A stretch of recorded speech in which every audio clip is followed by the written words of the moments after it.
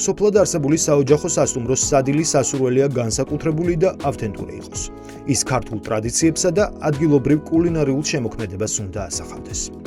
სტუმრისთვის ძალიან მნიშვნელოვანი და ღირებულია, რომ იგრძნოს და დაინახოს თუ რაოდენ სუფთა და ეკოლოგიურად სუფთა გარემოს პროდუქტით ამზადებს მასპინძელი კერძებს.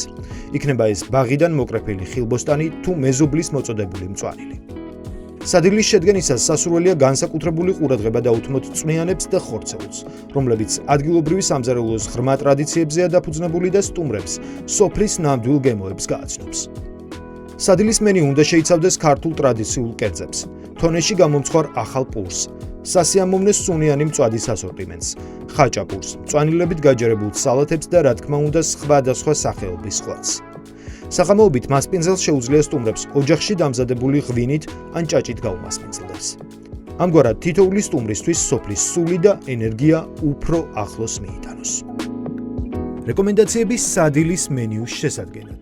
სადილის მენიუ.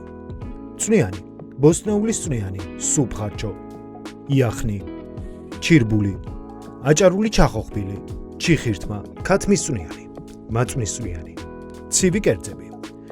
ქართული ყველი, ქართული სალათები, ბადრიჯნის სალათი ან აჯაფსანდალი, მალახტო ლობიო, ბაღჩეულის ასორტი, კეჟერა ფხალი, ცხელი კერძები, ბორანო, კალმახი, სოკო კეცზე, ტოლმა ხორცით, უხორცოდ, ჩაშუშული, იახნი, სინორი, წვადი, ცომეული, აჩმა, აჭარული ხაჭაპური, ლობიანი, პური ოჯახში გამომცხვარი, ჭვიშტარი, ჭადი.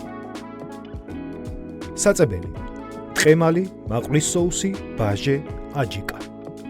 დესერტი: სეზონური ხილის ასორტი, ჩურჩხელადა ჩირეული, აჭარული ბაკლავა, სინორი ტკბილი. სასმელები: ჩაი, ყავა, კომპოტი, წყალი, მინერალური წყალი, ლიმონადი ქართული.